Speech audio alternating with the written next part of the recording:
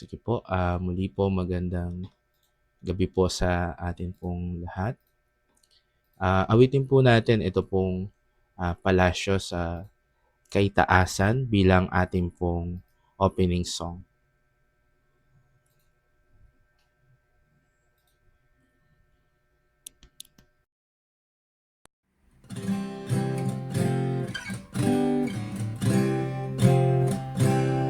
Kahit na kubo ang aming tahanan dito sa lupa, may kasiyahan pagkat sa langit may naghihintay na kaharian ditong lantan. Ako'y may bahay na di masisira doon sa langit na walang hanggan.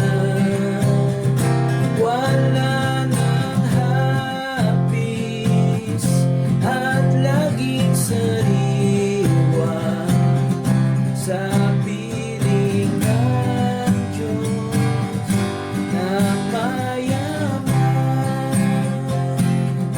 Kahit sa buhay na ito'y mahirap, ang kaulayaw ay usad saklap. Walang sarili, tirahang tiyan doon sa langit. Ako'y may lahat, ako'y may bahay na di masisira doon sa langit na walang hanggan. Wala nang hapis at laging sariwa sa piling ng Diyos na mayaman. Huwag maawa sa kalagayan ko, pagkat sa langit ang aking tulong. Pansamantala naglalakbay dito hanggang humantong sa palasyo. Ako'y may bahay na di masisira doon sa langit na walang hanggan. Wala nang hapis at laging sariwa sa piling ng Diyos na mayaman.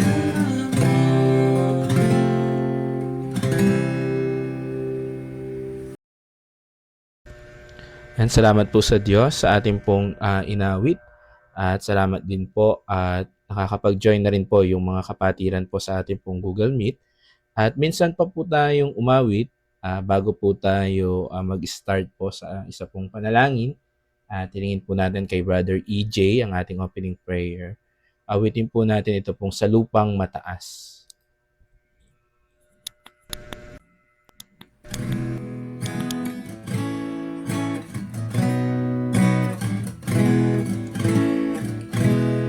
Buhay ko'y umaakyat bawat araw, isang taas, dalangin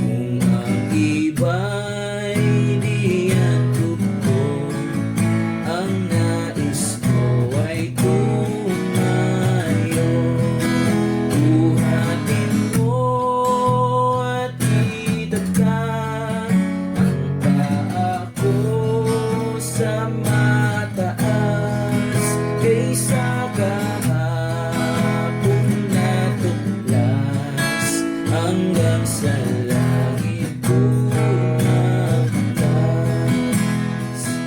Ang aking ibig tirahan, itaas na sanlibutan. Kahit tukso'y lumaksa pa, pag-asa mo'y di bubuwan. Buhatin mo at itakda ang paa ko sa mataas, kaysa kahapon na tuklas, hanggang sa langit umagpas. Ang darurukay nais ko na maabot hanggang dulo, hindi magtutugot ako hanggat di mabagay Kristo. Buhatin mo at itatag ang paa ko sa mataas, kaysa kahapong natuklas, hanggang sa langit umagpas.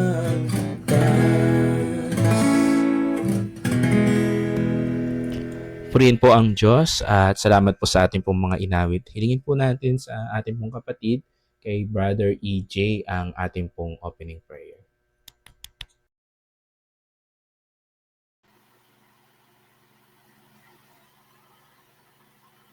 Hello? Audible po ba ako? Hello? Dinig po ako? Yes po, Kuya EJ. Ayun, ito, tayo po yung manalangin. Manalangin, pagmahal na kay Dad, mapangarihan sa lahat. Panginoon, dinadalang po namin ang araw na ito. Nagpapasalamat sa pang-araw-araw na paggabay at pag-remind sa amin bilang Kristiyano. Maraming salamat po sa patuloy na pangunawa at pag-alalay sa bawat desisyon sa aming buhay. Maraming salamat din po, muli na kami po nagtipon-tipon at pangunahan niyo po ang gabing ito na matutunan namin ang mga bagong salita at may sa puso ito sa aming buhay. Dinadalang din po namin ang aming mga kapatid na wala po sa online Bible study ngayon, saan man pong kadahilanan nila, at bigyan niyo po kami ng kalakasan sa mga bawat susunod na araw. Panginoon, ito po yung aming ginadalangin sa matamis at pangalan ng mga anak ko si Kristo Jesus. Amen. Salamat, Brother EJ. At ngayon po, mga kapatid, ay ihanda na po natin yung ating pong mga puso't isipan sa ating pong Bible study po ngayon pong gabi, ang ating pong mga Bible. Tayo po ay mag-aaral pong patuloy po at makakapakinig ng mga salita po ng Diyos. Binibigay ko na po sa ating pong kapatid, kay Brother Wilson, para po sa ating pong Bible study. Okay, magandang gabi po. Mag-check lang ako na rin ng audio. Maayos po ba ang dating po ng aking audio? Yes po, Brother Wilson. Salamat. Good evening po mga kapatid, at tayo po ay magpapatuloy sa ating pong pag-aaral regarding po sa eschatology, no? Yung po yung term na ginagamit po ng mga nag-aaral sa Bible about po sa mga bagay na mangyayari sa panahong darating, o yung mga tinatawag na future things. Nung nakaraan po ay napag-aralan natin yung rapture. Ang pag-aaral po sa bagay na ito ay tunay na ito ay isang kagalakan sa mga Kristiyano. Subalit ito naman ay nagdadala ng pagkatakot sa mga hindi pa sumasampalataya. Pero ang pag-aaral din pong ito ay kung minsan po ito ay nagdadala rin ng tinatawag na confusion o yung pagkalito po ng mga mananampalataya tungkol po sa pagpapakita ng ating Panginoon. Kasi po meron pong dalawang aspeto ang tinuturo ang Biblia tungkol po sa pagpapakita ng ating Panginoon. Una po yung pinag-aaralan natin na rapture at meron din naman po yung pangalawa yung tinatawag na second coming. Mahalaga po na matutunan natin ang mga bagay na ito sapagkat sa iba po ito ay nagdadala ng kalituhan at kung minsan yung pinaka-worst scenario is natatangay sila doon sa mga maling pananaw o pananampalataya o mga maling aral tungkol po sa bagay na ito. Kaya sa tulong at biyaya po ng Diyos, sa gabi pong ito, tatalakayin po natin yung mga susi noong pagkakaiba nitong dalawang ito, yung rapture and then yung second coming.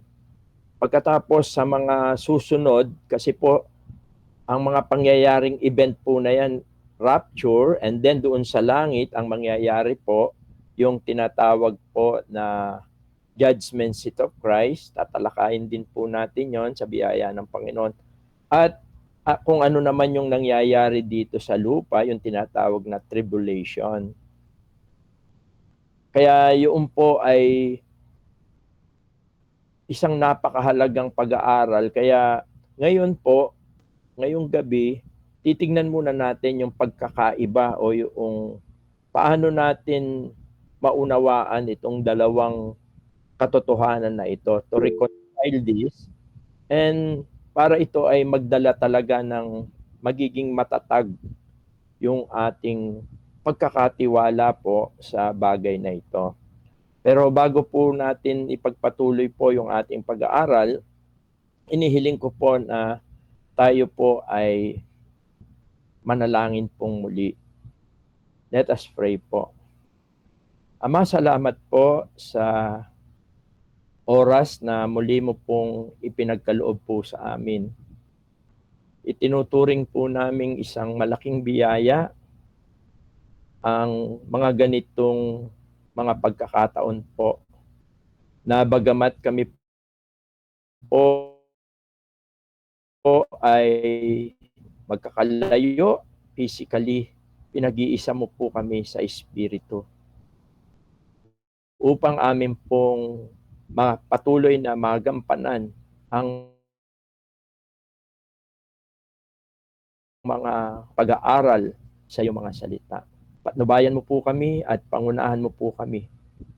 Nang sa ganun po, ang aming pong pag-aaral sa iyong mga salita ngayong gabi ay tunay po na makatulong sa aming pananampalataya at maging pagpapala po sa amin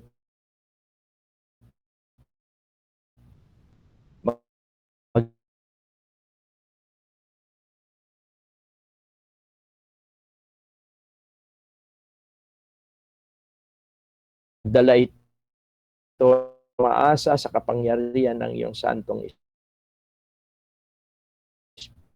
Espiritu.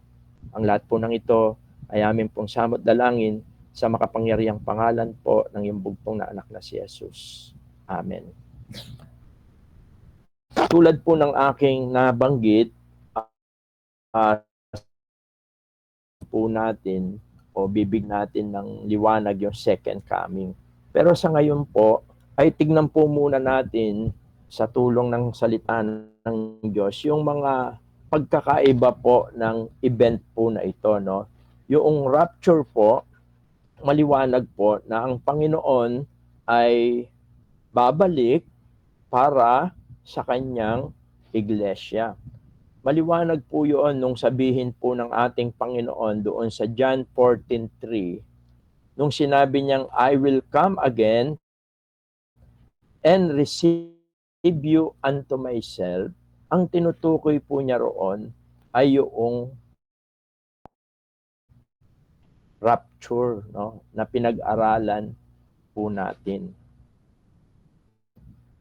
Sa alapaap, yung sinasabi po doon sa 1 Thessalonians chapter 4 verse 17, kung saan sinasabi po ron, darating po sa alapaap po, na sumampalataya po sa Kanya ay muling mabubuhay at tayo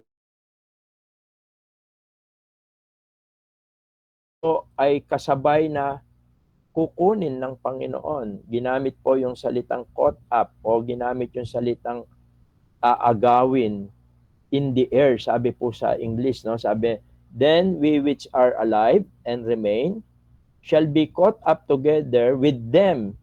Yung tinatukoy na with them, yung po yung mga namatay na nabuhay.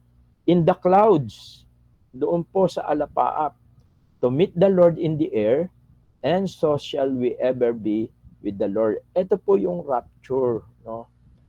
At sabi nga po sa ating pag-aaral nung nakaraan, mangyayari ito at the twinkling of an eye, sa isang kisap mata. At itong katawan po natin na ito, na makasalanan, ay mapapalitan ng tinatawag na glorified body, tulad po ng katawan ng ating Panginoon. At tayo po ay dadalin ng Panginoong Hesus doon sa langit. At napag-aralan natin na siya ay personal na magpapakita sa bagay po na yon. Kaya Jesus comes for His church. Yun po yung rapture. At ang difference niya sa second coming, Jesus comes with His church, no?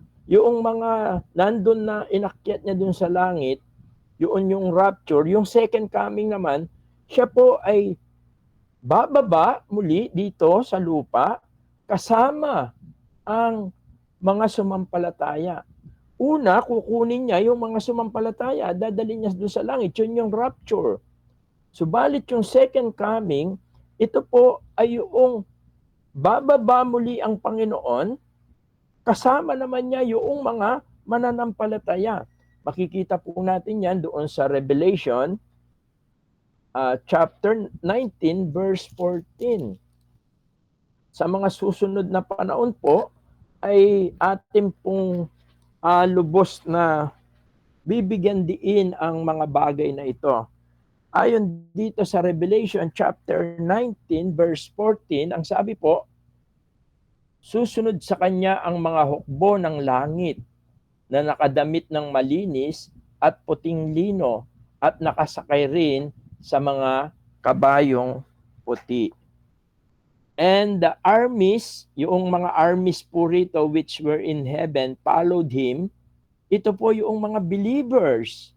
Tayo po na mga mananampalataya na dinala niya doon sa langit. At ang mga nakasakay tayo sa puting mga kabayo, ito po yung second coming. Sapagkat dito sa Revelation chapter 19, ang sabi sa verse 11, kung titignan natin doon sa verse 11, nang sa ganon ay lubos po natin makita. Sabi rito, pagkaraan nito'y nabuksan ang langit at nakita ko ang isang kabayong puti. Ang kabayong puti po, no? Sabi, ang sakay nito'y tinatawag na tapat at totoo sapagkat matuwid siyang umahatol at nakikipagdigma. Ang tinutukoy po rito ay ang ating Panginoong Yesus. Samantalang sa Revelation o pahayag, chapter 6,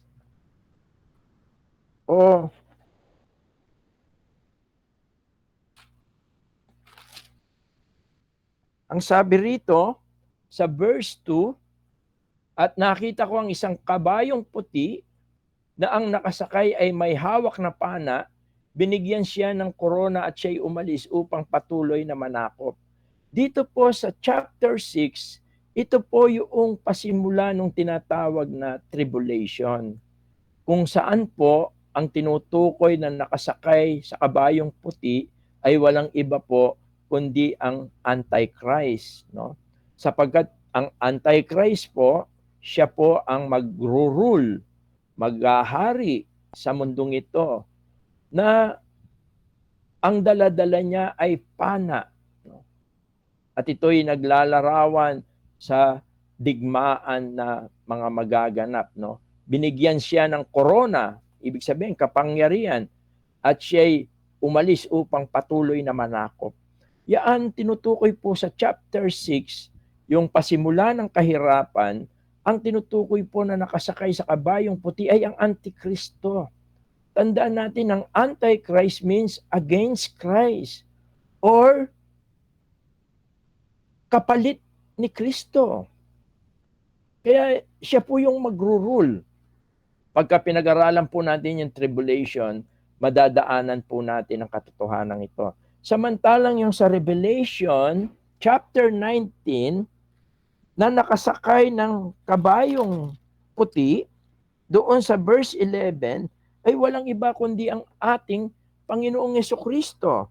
Kaya ang sabi po rito, no, sa verse 11, pagkaraan nito'y nabuksan ng langit at nakita ko ang isang kabayong puti, ang sakay nito'y tinatawag na tapat at totoo.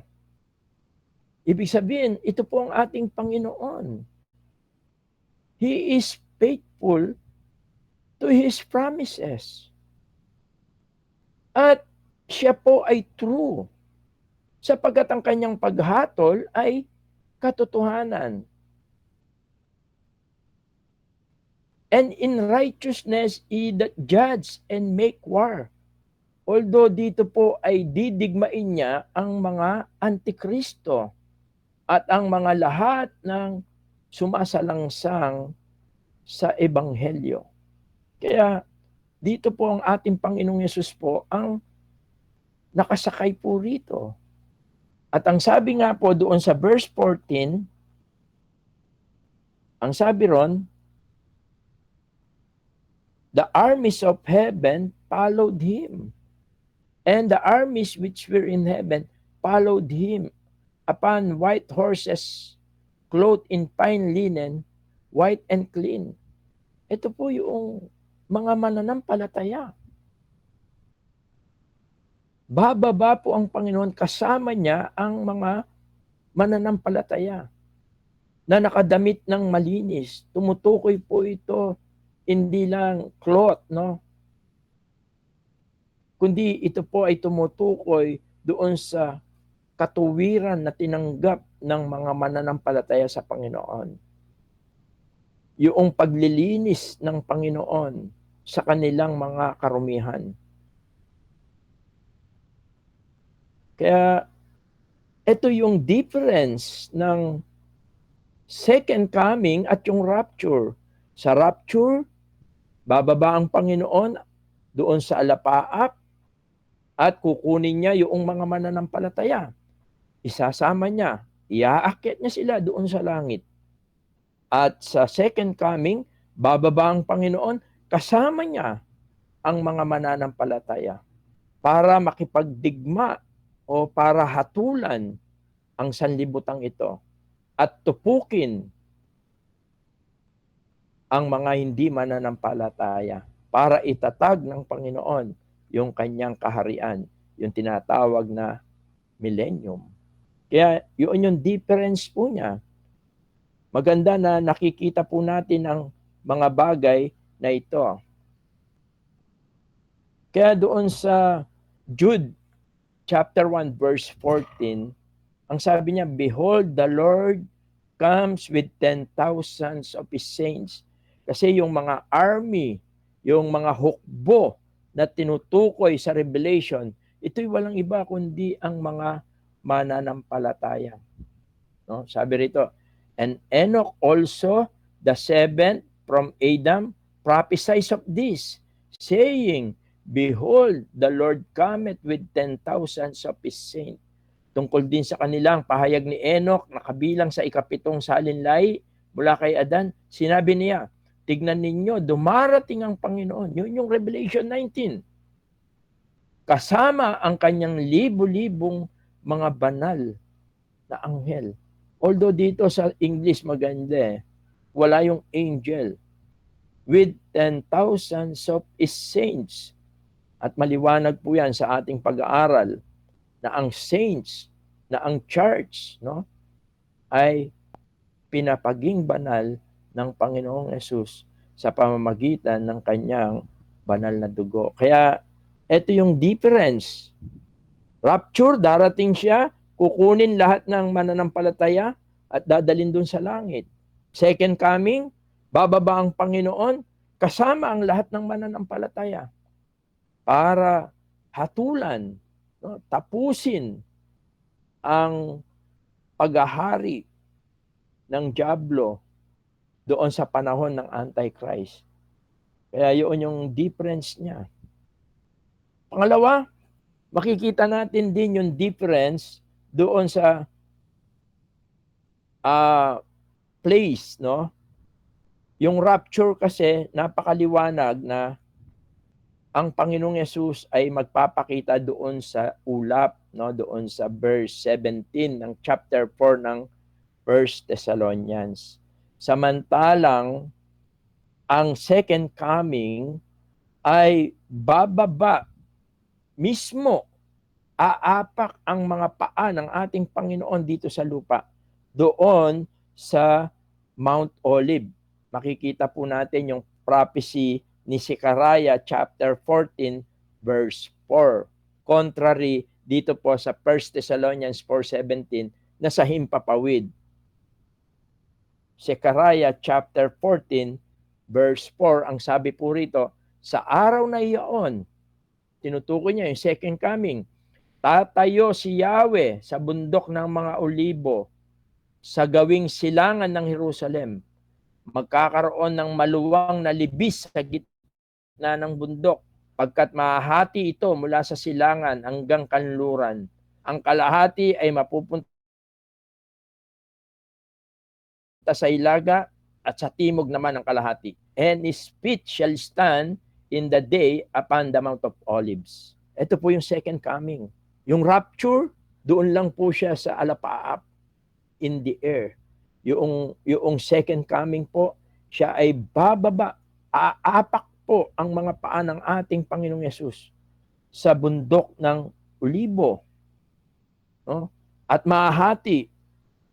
At ayon po sa mga Bible scholar, ang pagkahati ng Mount of Olives sa panahon na pagbaba ng ating Panginoon ay indikasyon ng pagpapakita ng kanyang walang hanggang kapangyarihan. At the same time, yung pong mga naligtas sa tribulation period ay magkakaroon ngayon ng daan, no, para sila ay makatakas at makasama doon sa itatatag ng Panginoon na tinatawag na millennial kingdom, yung 1,000 years. Pag-aaralan din po natin yan sa mga darating na panahon. At itong Zechariah chapter 14 verse 4, maliwanag na ito po ay nagko-collaborate o tumutugma sa pahayag ng mga anghel nung ang Panginoon ay umakyat doon sa langit. Nakikita natin dito sa Gawa chapter 1 verse 9 to 12.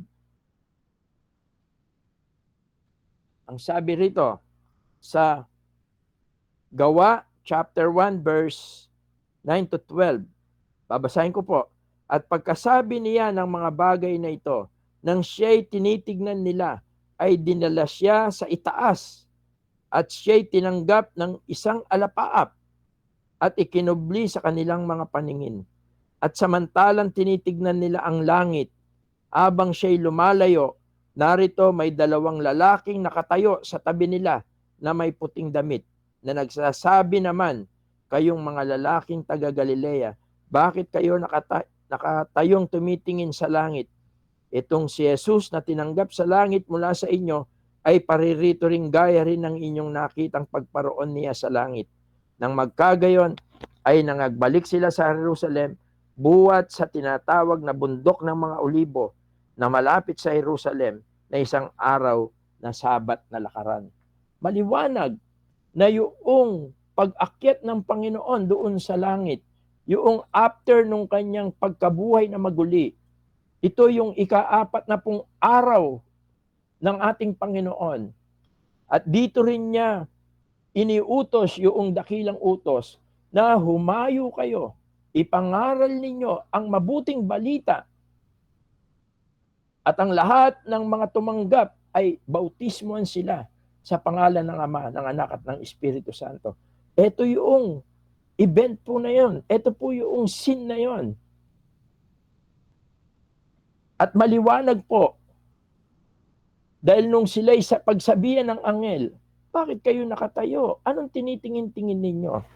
Verse 12, malinaw po na ang sabi po roon sa Gawa 12, sabi roon, then return they unto Jerusalem from the mount called Olivet. Kaya kung saan po yung sinabi ng anghel na ganyan nyo rin siyang makikitang bababa, doon din po siya bababa. Kaya ito yung second difference ng rapture and second coming. Yung rapture po, doon lang sa ulap. Kukunin niya tayo. Yung namatay, muling mabubuhay, at yung nabubuhay ay magkakaroon sila ng meeting in the air. Samantalang ang second coming, bababa ang Panginoon, aapak mismo ang kanyang mga paa dito sa Zechariah chapter 14 verse 4. At dito sa pagbaba niya pong ito, kasama niya ang kanyang mga libo-libong mga armies, at ang mga armies po na yan ay walang iba kundi tayo po na mga sumampalataya sa Panginoon. Tayo na mga tinubos ng Panginoon. Kaya dito po, ito po yung mga ilang mga differences ng katotohanan ito. At siguro, isang bagay pa,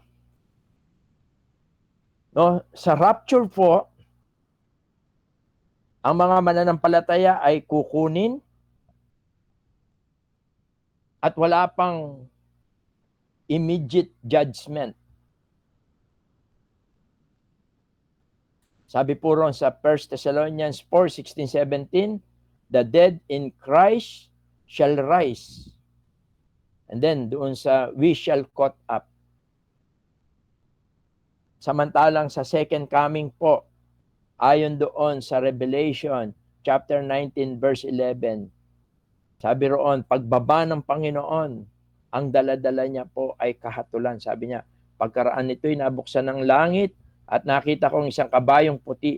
Ang sakay nito'y tinatawag na tapat at totoo, sapagkat matuwid siyang humatol at makipagdigma. Yun po yung sa verse 15, ang sabi niya dito sa chapter 19, he shall smite the nation.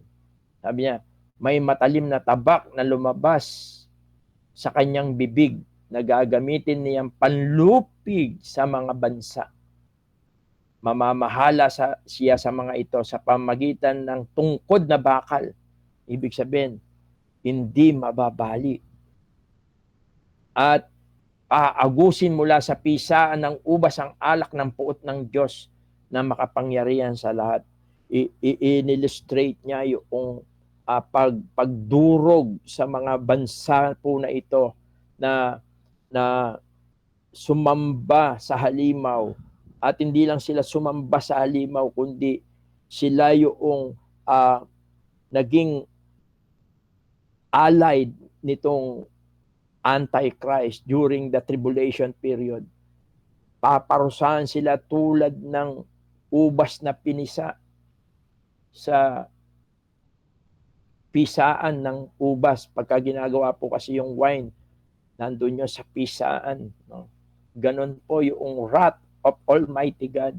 Kaya dito sa second coming, doon sa first coming, yung rapture ay pagliligtas ng Diyos para doon sa mga sumampalataya para wag nilang maranasan yung tribulation. Samantalang dito, pagkatapos ng tribulation, bababa ang Panginoon. Kaya ito pa yung isang difference. Yung rapture, mangyayari po bago dumating yung tribulation period. Yung second coming, mangyayari po pagkatapos noong 7 years tribulation, darating ang Panginoon para puksain ang lahat ng mga hindi sumasampalataya po sa ating Panginoon. Kaya, second, o pang-ilan na ba to? Pang-apat, no? Ang pang-apat naman, yung rapture po kasi, ano yan parang hindi po masasaksihan ng mundo yan. Magugulat na lang ang mundo. Maraming mga tao na mawawala, lahat ng believers, no? Kasi kung believers ka, mawawala ka kasi kukunin ka, aagawin ka ng Panginoon. Sabi nga, in the twinkling of an eye, sabi doon sa 1 Corinthians 15:52. Kumbaga, corrupt, ano lang pag yung kukurap ka lang, mangyayari na po ito. Yung rapture, sabi sa 1 Corinthians 15:52, sabi niya, sa isang sandali, sa isang kisap mata, kasabay ng huling pag-iip ng trompeta. Sapagkat sa pagtunog ng trompeta, ang mga patay ay muling bubuhayin at di na muling mamamatay. Babaguhin tayong lahat. Kaya even yung mga sounds ay ang mga makakarinig lang po nun, mga believers. Kaya minsan nanonood ako sa rapture, meron daw isang lugar na namamanga sila, meron daw silang naririnig na malakas na trompeta at ipinagpapalagay nila na yun na yung huling kawakasan ng panahon. Hindi po tayo dapat maniwala sa mga ganon. Bakit po? Sapagkat ang makakarinig lang ng mga tunog po na ito ay ang mga mananampalataya. Kahit na siya po ay physically napatay na. Parang naglalarawan ito sa panahon ni Lazaro, yung pong namatay na kaibigan ng ating Panginoong Jesus, kapatid ni Maria at ni Marta. Nung siya'y nasa libingan na, nung dumating ang Panginoon, sumigaw ang Panginoon, tinawag ang kanyang pangalan, Lazaro, at si Lazaro ay nabuhay na maguli. At mangyayari ito at the twinkling of an eye. Kumbaga, isang click lang na ganun po. Kaya hindi po mamamalayan ito ng maraming mga tao. Subalit sila ay magtataka at doon na magsisimula ang kaguluhan sa mundong ito, sapagkat marami ang missing, lalo na po yung mga tunay na mananampalataya. Subalit ang hindi mga Kristiyano po ay may iwan po dito sa lupa at mararanasan nila yung 7 years tribulation. Samantalang yung pagdating po ng Panginoon, makikita talaga ng mga tao po yun. Makikita nila na bukas ang langit. Yung kanila, yung mismong mga mata nila, makikita po nila ito.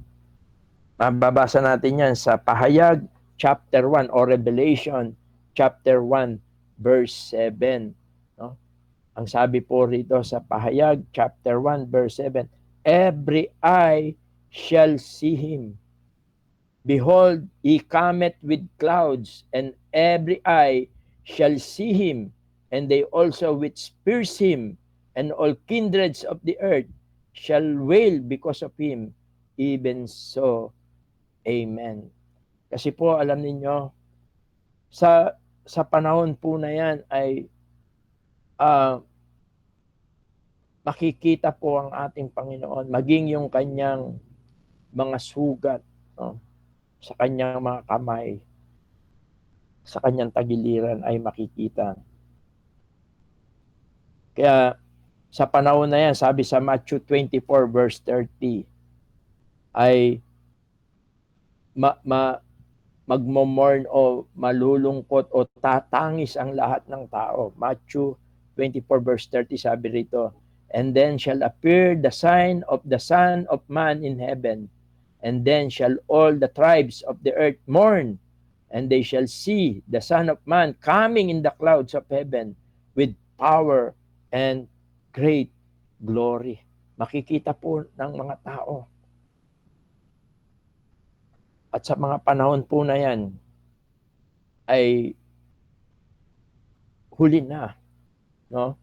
Sapagkat sila po ay pupuksain. Samantalang yung mga maliligtas sa tribulation period ay ililigtas sila ng Panginoon at tayong mga believers na kasama po niya sa second coming, no? Kaya po last na lang siguro ito o siguro dalawa pa. Although nasabi ko na to, no? Yung rapture po bago tribulation, samantalang yung second coming is after the tribulation.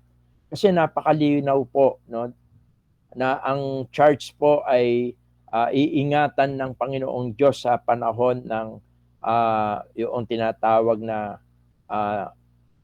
trial, no, o yung test. Sabi sa Revelation chapter 3 verse 10, ang sabi po ron, I will keep you from the hour of trial. Ang sabi po ron, because thou hast kept the word of my patience, I also will keep thee from the hour of temptation, which shall come upon all the world, to try them that dwell upon the earth. Sapagkat tinupad mo ang aking utos na magtiis, iingatan naman kita sa panahon ng pagsubok na darating sa lahat ng tao sa buong daigdig. At yun din yung sinasabi doon sa 1 Thessalonians chapter 5, na ang church ay hindi siya para maranasan yung galit ng Diyos. Doon sa 1 Thessalonians chapter 5 verse 9, ang sabi ron, God has not appointed us to wrath, or God had not appointed us to wrath, but to obtain salvation by our Lord Jesus Christ. Kaya yung pong rapture bago tribulation, hindi na po mararanasan ng church o tayo po na mga mananampalataya, hindi na po natin mararanasan yung tribulation. Yung po yung rapture. Samantalang yung second coming po, mangyayari pa lang po ito pagkatapos ng rapture. Sabi doon sa Matthew 24 verse 29 to 30. Ang sabi po ron, immediately after the tribulation, they shall see the Son of Man coming. Pansinin po natin ito. Ang sabi po, no, maliwanag po ito.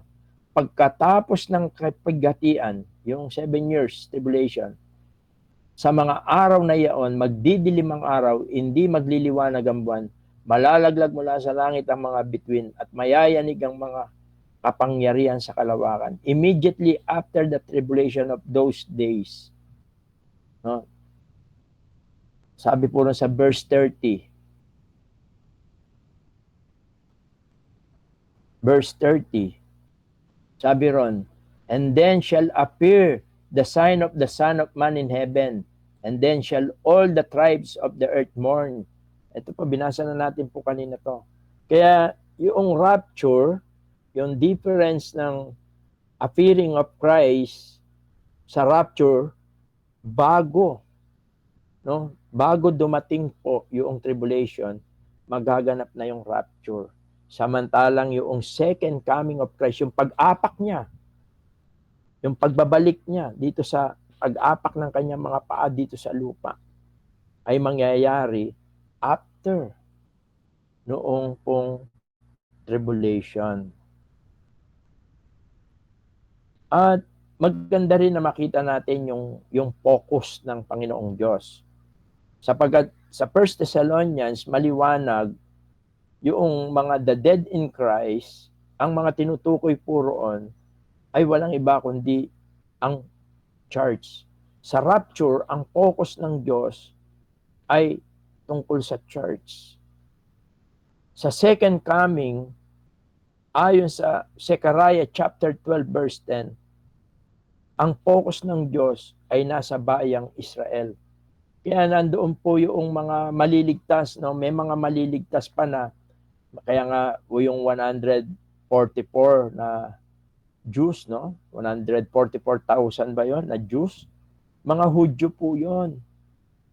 At divided by yon sa mga 11 tribes of Israel po pagka pinag-aralan po natin yon. Kaya yung second coming ay ang focus ng Diyos para sa bayang Israel. Sabi dito, no, sa Zechariah chapter 12 verse 10. Sabi niya, they shall look upon me whom they have pierced. Zechariah chapter 12 verse 10. Samantalang doon din sinasabi, doon sa Matthew 25, 31, 32, He shall judge the nation. Kaya ang focus po ng Panginoong Diyos, yung plano po ng Panginoong Diyos sa kanyang second coming, yung pag-apak niya doon sa Mount Olive, ang layunin po nito ay para po sa bayang Israel. Kaya basahin ko po uli yung dito yung pinlas ni Brother John, sabi niya, and I will pour upon the house of David and upon the inhabitants of Jerusalem the spirit of grace and of supplication, and they shall look upon me whom they have pierced, and they shall mourn for him. Ang tinutukoy niya rito yung Jerusalem, yung mga Hudyo, no? Yung mga Hudyo o yung Israel. Kaya ito po yung kanyang pinaka-purpose. Samantalang yun sa rapture, ang purpose po niya, ang layunin niya ay agawin, iligtas ang iglesia o ang church para hindi po niya maranasan yung wrath of God, yung tribulation, sapagkat napaka grabe po nang mangyayari sa panahon ng tribulation period.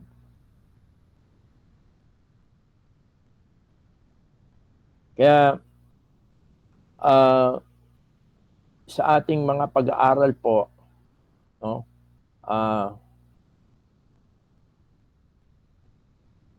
napakahalaga po na matutunan po natin ang mga bagay po na ito. At sa tulong at biyaya po ng Panginoon, ididetalye po natin ito sa mga susunod na mga araw kung loobin po ng Diyos. Sapagkat napakahalaga po na ma-distinguish natin, lalo na po tayo sa ating mga personal na pag-aaral. O ganun pa man pag kami naririnig tayong mga aral, magiging matibay. Ito po yung purpose ng ating pag-aaral po sa eschatology. Una, bilang mga mananampalataya, bagamat hindi na po natin mararanasan yung tribulation, pero kailangan pa rin po natin pag-aralan ang mga bagay na yan. Nang sa ganon, ay mabigyan talaga natin ng pasasalamat ang Panginoon sa buhay natin, na dahil sa Kanya at sa mensahe ng magandang balita, ay mapasalamatan natin siya. Sapagkat hindi na natin dadaanan yung galit ng Diyos, yung kaparusahan na mangyayari sa tribulation period. At ma-appreciate natin yung mga nagdala ng ebanghelyo sa buhay natin. Sapagkat sila ay mga instrumento. Bakit ko binabanggit ito? Sapagkat mas maganda rin na tayo ay maging instrumento, lalo na po ng mga mahal natin sa buhay, para nang sa ganon ay hindi nila maranasan yung kapigatian na naghihintay sa mundong ito. Kaya napakahalaga po na matutunan po natin ito. Tulad ng aking introduction, ang pag-aaral po regarding sa second coming o sa tinatawag na eschatology, rapture and second coming. Ito po ang nagdadala, nag-shape ng buhay natin. At ito rin ang siyang pumapatnubay sa atin kung paano natin pakiharapan ang kinabukasan o ang bukas. Para nang sa ganon, yung kasalukuyan natin ay magamit natin bilang paghahanda para doon sa hinaharap. Sapagkat kung tayo ay mabubulagan sa katotohanan, marami tayong masasayang na panahon sa kasalukuyan. Sapagkat ang pinaghandaan natin ay ang mga bagay na masisira lang sa mundong ito. At nakalimutan natin na paghandaan yung pagharap natin sa Panginoon. Kaya after this po na pag-aaral po natin, tatalakayin po muna natin yung judgment seat of Christ. Ano bang mangyayari pagka tayo po ay nandun na sa langit? Kaya sa tulong at biyaya ng Panginoon, yan po yung mga pag-aaralan natin sa mga susunod na mga pag-aaral po natin. Pagka natapos po natin yung pag-aaralan po natin, yung nangyayari naman dito sa lupa, habang doon po sa langit ay nagdiriwang ang lahat po ng sumampalataya sa Panginoon, ang church. At pag-aaralan din po natin in detail yung tinatawag na second coming of Christ po. Kaya, and then, pag-aaralan din po natin yung pagpasok ng millennium period, no? Yung pong 1,000 taon na paghahari ng Panginoon. At ang lahat po ng yan ay panalangin po natin sapagkat ang ating iglesia ay bahagi po ng mga katotohanan ito diyan sa Valenzuela. Kaya ako, ang panalangin ko po, nawa ay sa tulong at biyaya niya ay maihatid ko po ito ng may kaliwanagan sa bawat isa po sa atin. Sapagkat ito ang siyang tutulong sa atin upang maging makabuluhan ang pamumuhay natin dito sa lupa bilang mga tunay na anak ng Diyos. Good evening po and God bless po sa ating lahat at tayo po ay saglit na manalangin. Ama, salamat po sa oras na kami po ay inyong pinangunahan. Salamat po sa liwanag ng iyong mga salita.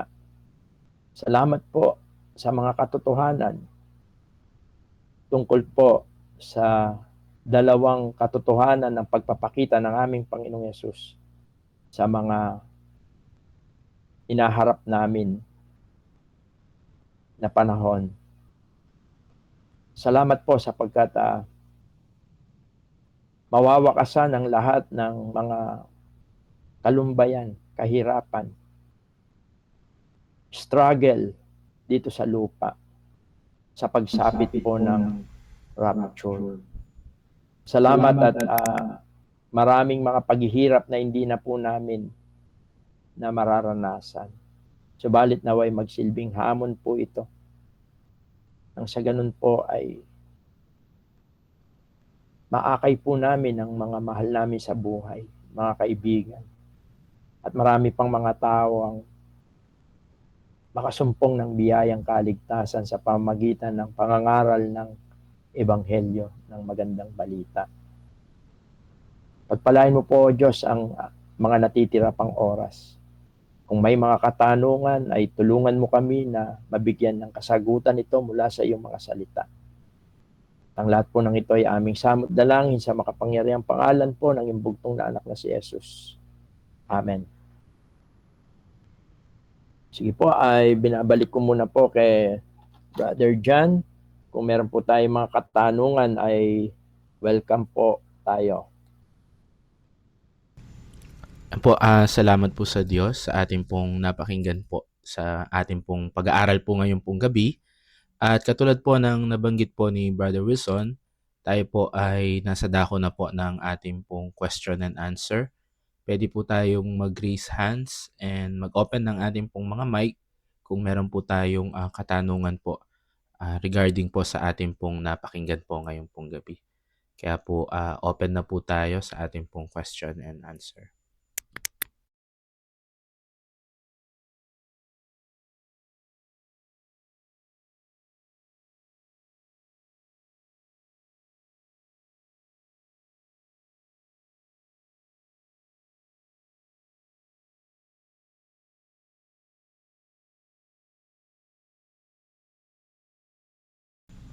Sige po mga kapatid, kung meron po tayong katanungan po ay huwag po tayong mahiya.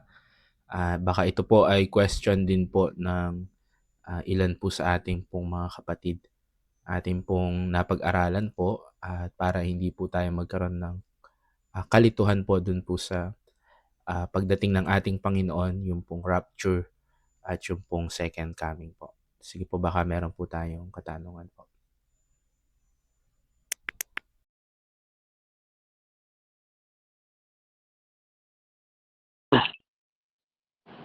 Bro, pwede magtanong? Sige po, Brother Pwede. Jim.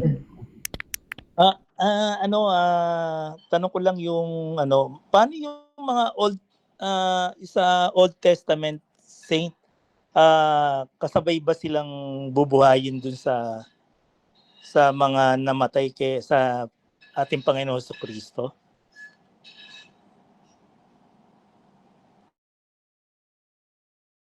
Maganda Masasabay yun. po ba sila sa rapture?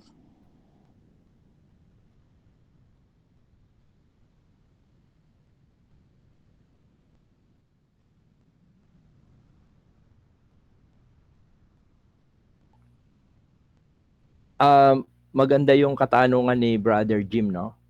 Kaya pinamagatan natin na the rapture of the church kasi ang mga mararapture lang at yung mga mabubuhay na maguli lang ay yung mga sumampalataya sa ating Panginoon. Kasi ang mga siguro tignan natin, no, yung mga Old Testament saints ay mabubuhay na maguli pa lang sila doon sa tinatawag na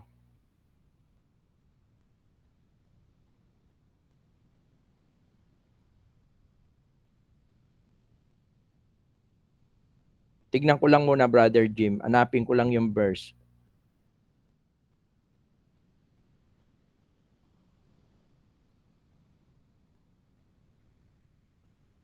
Para na sa ganon ay maliwanag ito.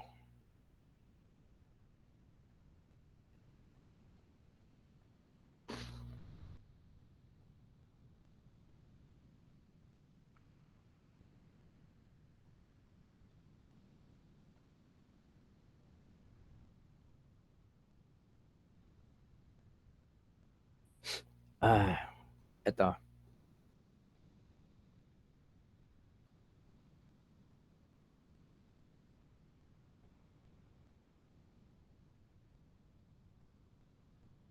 Siguro tignan natin doon sa Revelation chapter 20 verse 5 and 6.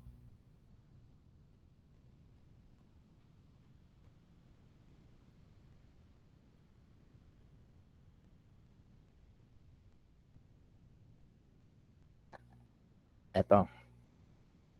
Ang sabi rito, ito ang unang pagkabuhay sa mga patay. Ang iba pang mga patay ay hindi nabuhay hanggang hindi natatapos ang 1,000 taon. Kaya yung kasing tinatawag dito, Brother Jim, na unang pagkabuhay, kasi yung after noong 1,000 years meron uli na mabubuhay, pero yun ay mga mapaparusahan na, ibubulid na yun sa dagat-dagatang apoy eh. Pero yung mga Old Testament saints ay kabahagi sila doon sa tinatawag na ah, first resurrection. Kasi yung first resurrection, para itong para itong pila eh. Para siyang pila eh. Hindi lang naman sa rapture nagsimula yung pagkabuhay na maguli eh. Kahit nung namatay ang ating Panginoong Yesukristo, mayroong mga nabuhay na mga maguli. Kung mapapansin natin sa New Testament, merong mga nabuhay no noong nabuhay na maguli ang ating Panginoon. And then bago rin 'yon ay naranasan na merong nabuhay na maguli, like for example si Lazaro, no? Parang ano 'yan eh, pila ang Panginoong Yesus. Siya yung pinaka sentro noong tinatawag na pagkabuhay na maguli. Kaya kung titignan natin, itong bagay na ito, ang kahuli-hulian na mabubuhay na maguli sa mga ay walang iba kundi yung mga Old Testament saint, no? Pero hindi sila kasabay doon sa tinatawag na rapture. Hindi sila makakasabay doon.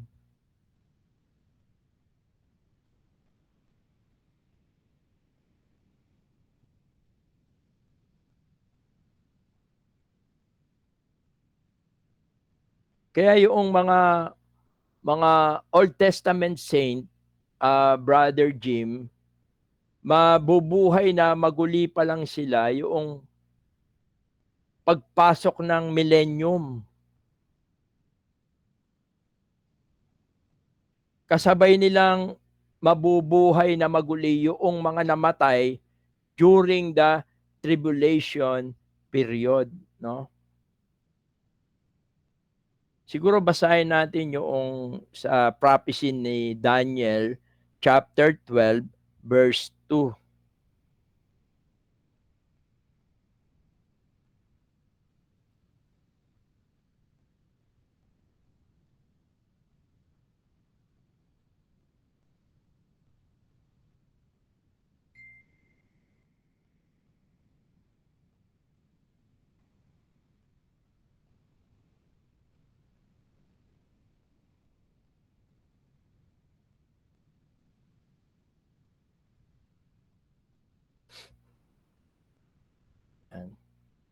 Ang sabi rito ni Daniel, muling nabuhay ang maraming mga namatay sa lahat ng panig ng daigdig. Ang iba'y sa buhay na walang hanggan at ang iba na may sa kaparusahan sa walang hanggan. Actually, ang tinutukoy dito, and many of them that sleep in the dust of the earth, ito yung tinatawag na judgment seat, white throne judgment, no? Ito yung white throne judgment.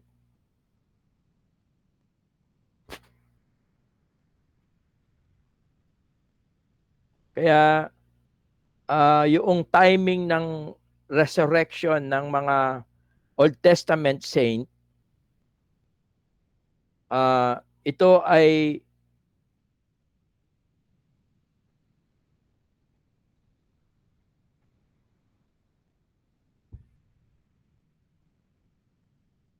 hindi kasabay ng mga yung sa charts, hindi sila sa rapture. Maliwanag yon, hindi sila sa rapture.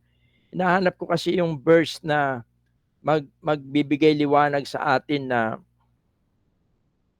kung yung timing ng kanilang pagkabuhay.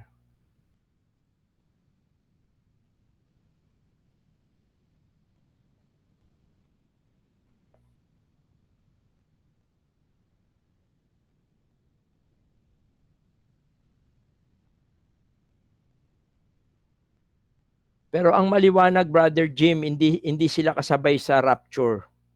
Pagka nakita ko yung verse na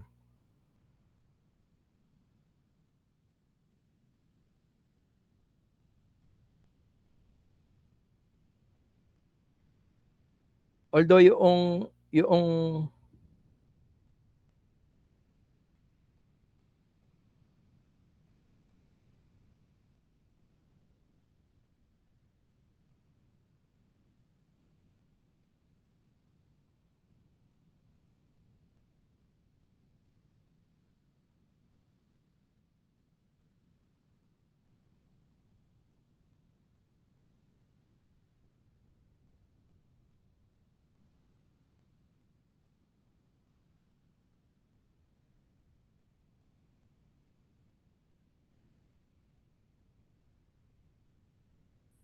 ayon dito sa Daniel, no? Isa ito sa prophecy. Tinitingnan ko lang kasi yung mga reference dito sa Bible ko na yung reference dito sa Daniel 12:2. Sabi niya, muling mabubuhay ang maraming mga namatay sa lahat ng panig ng daigdig, and many of them that sleep in the dust of the earth shall awake, no? Ang tinutukoy dito yung mga Old Testament, no? Yung sleep in the dust, sabi rito, and many of them that sleep in the dust. Sa English maganda kasi Kasi ang mga tunay na mga mananampalataya, hindi sinasabing namatay Ginamit, even ang Panginoon, ginamit niya yung kay Lazaro, nung sinabi niya si Lazaro ay natutulog, yun doon sa John chapter 11. Ang tinutukoy niya doon si si Lazarus ay namatay na no? Kaya yung tinutukoy niya dito na many of them that sleep in the dust of the earth, ito yung mga Old Testament saint Pero ang sabi niya, and many of them that sleep in the dust of the earth shall awake, some to everlasting life, yun nga yung buhay na walang hanggan, and some to the shame and everlasting contempt. Kaya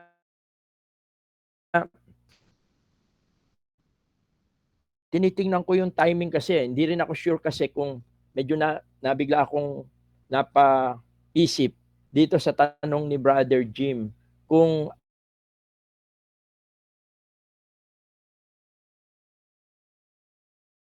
pero malino, gusto ko kasi meron tayong supporting verse kung sila ay papasok sa 1,000 taon o doon na pagkatapos noong tinatawag na eternal life na, no, yung everlasting life na, yung pagkatapos noong tinatawag na paghihiwalay ng mga kambing ng mga tupa, kasi paghihiwalay na yan resurrection din yan Pero maliwanag na ang resurrection, yung first resurrection na binasa natin kanina, yung resurrection ay tumutukoy ito hindi lang sa rapture. Parang pila yan, no? Lahat nung nangyari na yon tinatawag na first resurrection. Ito, malinaw na. Tama. Yung resurrection ng mga Old Testament, doon na sa eternity.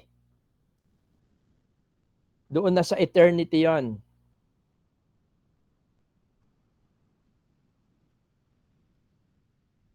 Kasi yung dito sa sinasabi ni Daniel, yung prophecy ito na yung paghihiwalay ng kambing sa noong mga believer talaga, no? Although doon na sila mabubuhay na maguli para sa walang hanggan. Ito na yun yung tinatawag na everlasting life. Kaya doon pa lang sila magre-resurrect,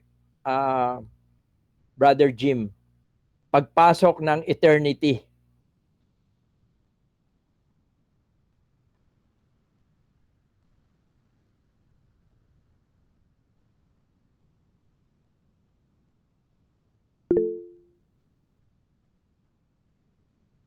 Pwede tingnan natin Isaiah 26:19, Brother Jan.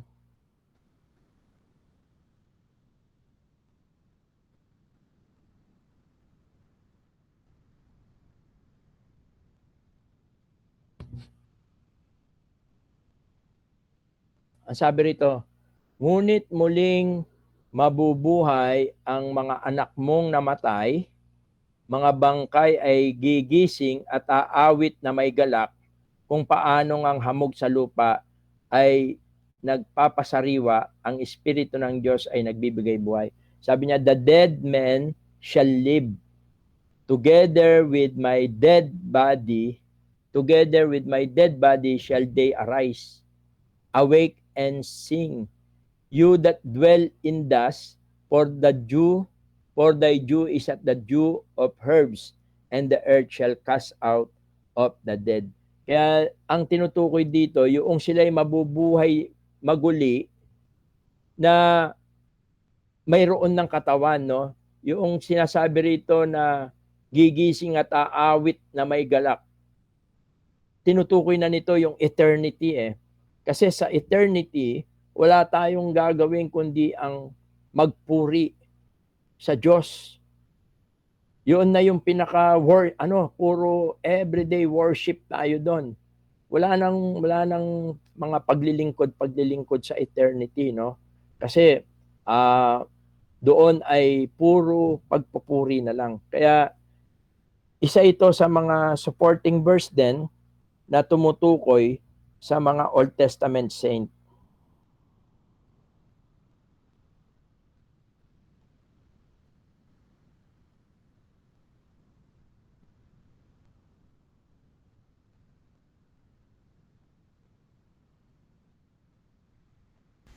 May follow-up ba? Brother Jim, baka may...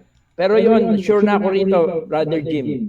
Hindi sila sa rapture, kundi ang resurrection ng mga Old Testament saint ay sa eternity na. Ay, yes po. Baka yung hinahanap niyo, Brother Wilson, yung sa Revelations chapter 20, verse 4. Tama po yun. Yung pong mga Old Testament saint po is hindi pa po sila na-resurrect po dun po sa rapture. Actually, katulad po dito, sabi po is, at nakakita ko ng mga trono at ang mga nakaupo doon ay binigyan ng karapatang humatol. Nakita ko rin ang mga kaluluwa ng mga taong pinugutan dahil sa patotoo tungkol kay Jesus. Ito po yung tribulation period po. At sa pagpapahayag ng salita ng Diyos, hindi sila sumamba sa halimaw ni sa larawan nito, ni tumanggap man ng mga tatak ng halimaw sa kanilang noo o sa kamay. Sila'y nabuhay, nagharing kasama ni Kristo sa loob ng 1,000 taon. Dito po kasama po yung Old Testament po na naghari po ang Panginoon ang 1,000 taon. Kasabay din po nila yung pong mga believer po na doon po sa tribulation period po. Tas ito pong yun nga po yung after po nito, ito na po yung white throne. Yung bubuhayin naman po dito is yung pong mga unbeliever, pero sila po ay sa judgment na po yung sa white throne. But the rest of the dead live not.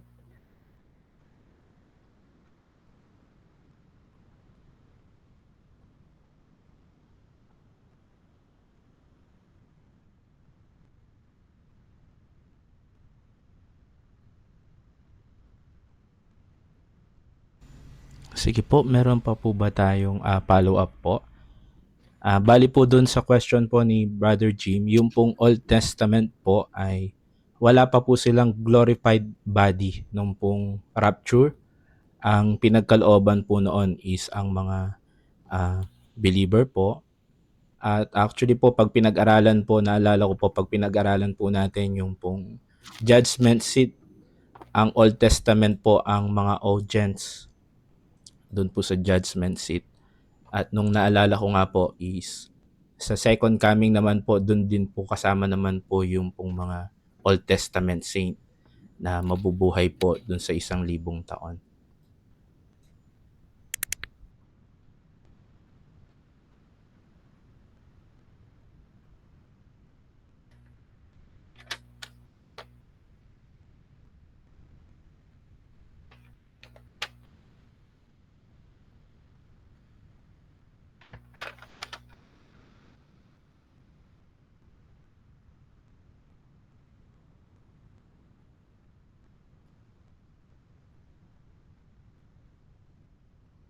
Nabasa na natin yung sa Job, Brother John.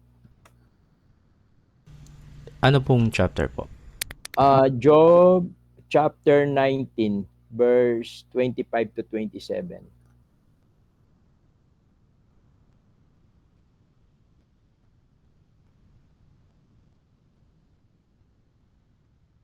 Kasi yung mga mabubuhay doon sa rapture, yun lang po yung mga sumampalataya, yung sa Pentecost up to rapture, yun yung church doon sa 1 Corinthians 12:13, no? Pero dito sa Job chapter 19, verse 25 to 27, sabi niya, ngunit alam kong di natutulog ang aking tagapagligtas na magtatanggol sa akin pagdating ng wakas. Tapos 26, pagkatapos na maubos itong aking buong balat, makikita ko ang Diyos kahit laman ay maagnas. Verse 27, siya'y aking mamamasdan at mukha ang makikita. Siya'y makikilala nitong aking mga mata. Ang puso ko'y mananabik na masdan ko na siya.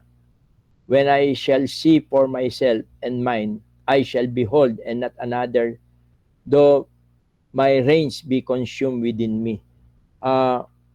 Ang point natin dito ay sila ay magre-resurrect pag nag-resurrect yung mga Old Testament saint, no? Ang sabi niya rito ay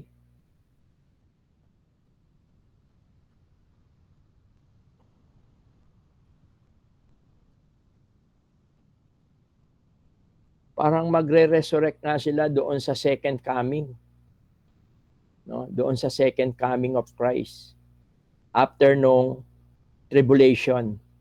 Tama no, Brother John, no? Yes po, after po ng tribulation. Tas dun po After sa nung tribulation. after naman po nung 1,000 years po is yung mga Yung mga unbeliever unbeliever. sa Yung white mga throne unbeliever, judgment. tama. Ito, kita ko na dito sa notes ko.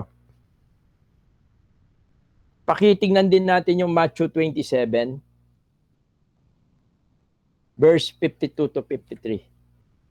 Matthew 27, 52, 53.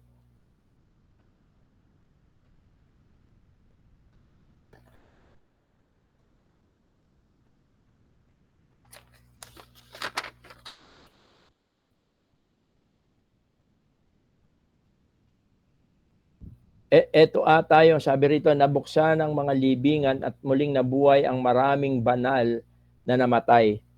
53.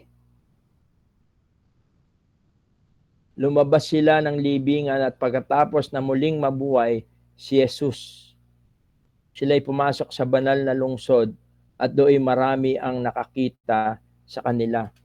Kumbaga, ito yung mga sinasabi ko kanina na nabuhay din na maguli, no? Kaya yung first resurrection, ang tinutukoy ng first resurrection, simula ito noong yung mga nabuhay na maguli, parang pila sila, no? Lahat yon tinatawag na first resurrection.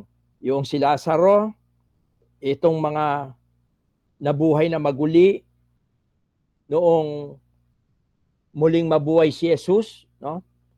At yung mga mabubuhay na maguli pagkatapos ng tribulation, yung mga sumampalataya doon sa yung mga nagpapugot ng ulo, no? Mabubuhay na maguli sila.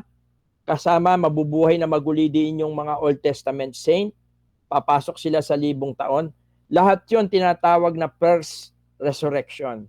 Kaya yung first resurrection, para siyang marching, para siyang marcha, no? Para siyang marcha na sunod-sunod. Pero lahat sila tinatawag, categorize silang first resurrection. Wala siyang second, third, fourth, wala. Lahat 'yon nasa first resurrection 'yon. And then yung susunod na resurrection, tama 'yon, yun na yung tinatawag na white throne judgment. At least para malinaw na. Okay po. Yan.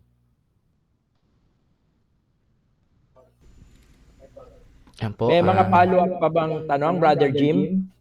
sige po, baka meron pong follow-up po dun po sa ating pong ah, katanungan at nabigyan po ng kasagutan po. At ganun din po, baka meron din pong gusto pa po tayong i-clear regarding po dito. Para hindi po tayo malito po, ang rapture po ay para po sa church. At dun po ay hindi pa po kasama ang Old Testament saints. Pero hindi ibig pong sabihin wala po sa langit po yung Old Testament saints. Wala pa lang po sila nung pong glorified body, tulad po ng sa ating pong Panginoong Hesus. At mangyayari po yun, dun naman po sa second coming. No? Kasabay din po nila yung mga believer po na maliligtas dun po sa tribulation period, yung pong at sinasabi pong nagtiis hanggang wakas, yung hindi po sila nagpatatak po sa Antichrist. At meron din pong pagkabuhay ng mag-uli ng mga unbeliever para naman po sila po ay dalhin po dun sa walang hanggang kaparusahan na po, yung white throne judgment. Diyan, last na lang na verses. 1 Corinthians 15. Simula 22.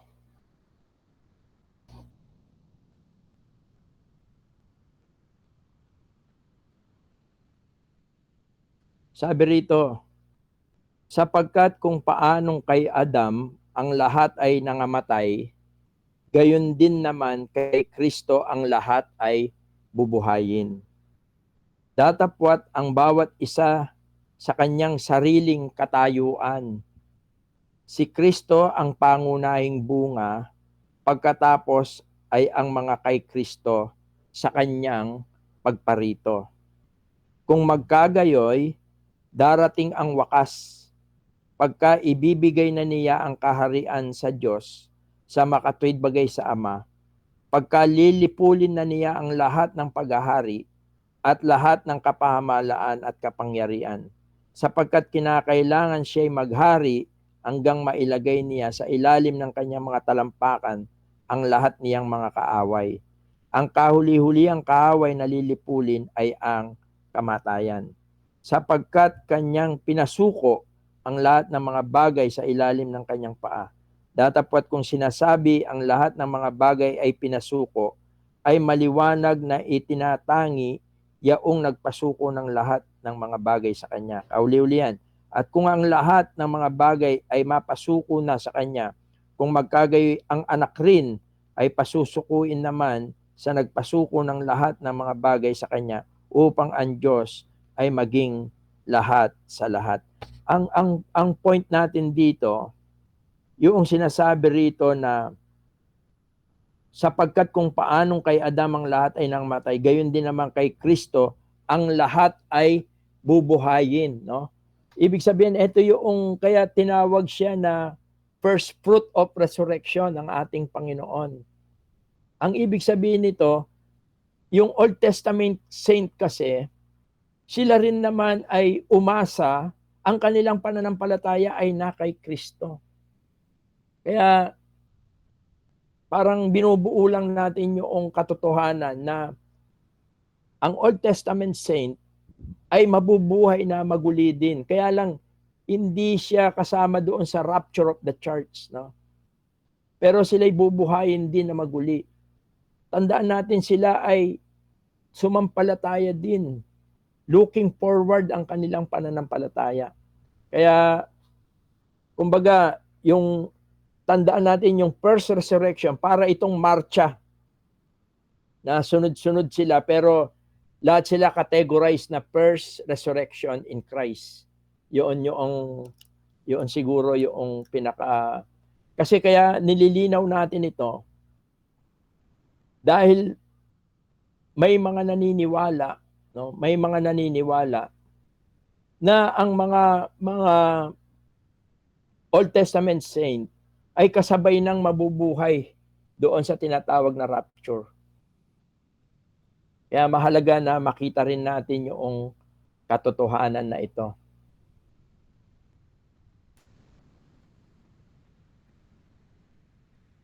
Ayan po, salamat po. Sige po, baka meron pa po tayong follow-up question po regarding po dito po sa ating pong ah, katanungan po at kasagutan po.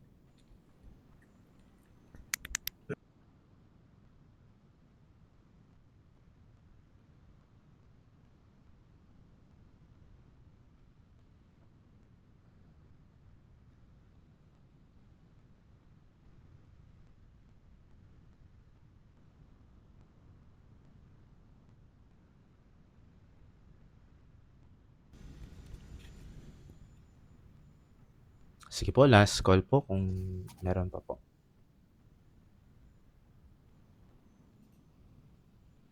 Siguro si Brother Jim ang tanungin natin kung nag-gets na ba o kasi siya yung nagtanong o meron pang doubt siguro. Brother Jim? Yes, bro. Kasi yung naisip ko lang kasi yung mga Old Testament saint, looking forward sila, di ba, nung wala pa naman si Jesus Christ. Pero naniniwala nga sila na may darating. So, ang kaya naisip ko itanong kung kasama na ba sila sa pagkabuhay dun sa rapture. Ngayon maliwanag na sa akin, bro, na hindi sila kasama. Only yung panahon lang ng church, yung panahon na ni Jesus Christ, lahat ng mga simula ng Pentecost hanggang sa rapture, yun lang ang mga namatay na mabubuhay, na makakasama ng mga na kukunin sa alapaap. Okay na, bro, na kuha ko na.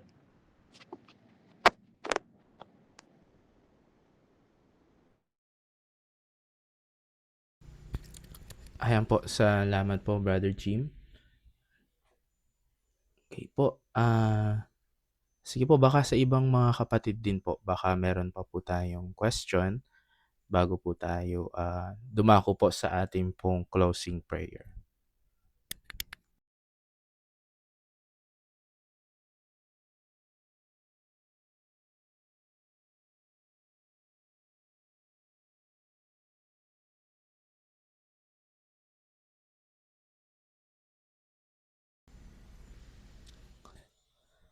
Okay po, marahil po yung silence po natin ay naging sapat po ang ating pong napag-aralan at maganda po yung pong mga nagiging katanungan din po natin dahil ito po ay mas lalo pong nakakapagbigay po ng kaliwanagan po sa ating pong mga nagiging pag-aaral. At ine-encourage din po natin yung bawat isa po na patuloy po nating daluhan ang ating pong online sa pagpapatuloy din po ng ating pong dito po sa pag-aaral po natin sa Rapture, Second Coming, future event po. At marahil po kung meron din po tayong mga notes para nanonotes po natin yung ating pong mga napag-aaralan. Kung wala na po tayong question, hilingin po natin siguro kay Brother Jim na pangwakasan po tayo sa isa pong panalangin. Okay po, tayo po ay manalangin. Ama namin, banal, dakila ka at makapangyarihan po sa lahat. Salamat po muli sa pagkakataong ito na kami po ay nagkatipon online upang makapakinig at makapag-aral po ng iyong mga salita. Salamat po sa kapatid din po na iyong patuloy na ginagamit na naghahayag ng iyong mga salita. Kayo po ang magbalik ng pagpapala sa kanya, maging sa kanyang pamilya.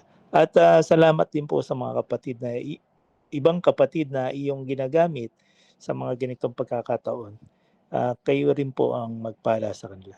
At sa mga kapatid po na hindi nakadalo sa pagtitipon po ito, inilalapit din po namin sila sa inyo na sa susunod po na pagkakataong ganito ay makasama po namin sila sa pamamagitan po na itong online upang makapag-aral at makapakinig ng iyong mga salita. At patuloy, Ama, na ikaw ang sa iyo ang aming mga pagpupuri at sa iyo ang sa iyong mga salita. Muli po na kami ay natuto ng mga bagong kaalaman tungkol po sa ah, rapture. Patuloy Ama, ito ang aming samo at dalangin sa pangalan lamang ng iyong bugtong na anak na aming Panginoong Kristo. Amen. So, good evening Good po evening sa po. lahat. God bless. Meron ba tayong men's meeting sa Sunday? Wala nakaraan, wala tayo. Meron na. Meron tayo. So, Hello, good evening. Ate Rosita. Good evening po, bro. medyo inalang Good evening po. puputol-putol eh. Putol-putol ba? Hindi lang yung Naman doon. mga ilang portion lang na umiilan. Sa internet, nawawala yung internet. Wala. Sir Benos. Bye-bye. God bless sa lahat. Thank you po. See you po sa Sunday. Bye-bye po. See you on Sunday.